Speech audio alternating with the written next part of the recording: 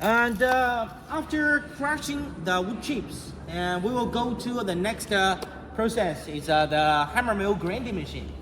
From here you can see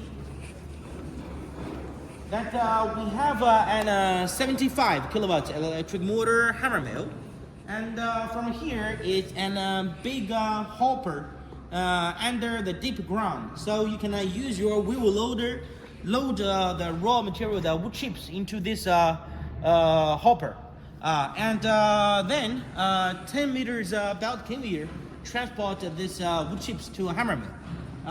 And because the raw materials contains many steel and iron, so we use the magnetic plate, and then the electronic magnetic plate, so it can clean the steel from the material very quickly and very clean. And here you can see that this is an 75 kilowatts electric motor hammer mill. The capacity for this machine is 3 tons per hour.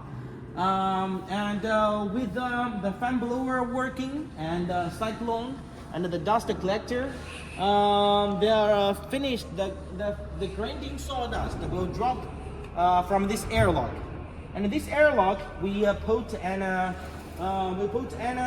screw conveyors.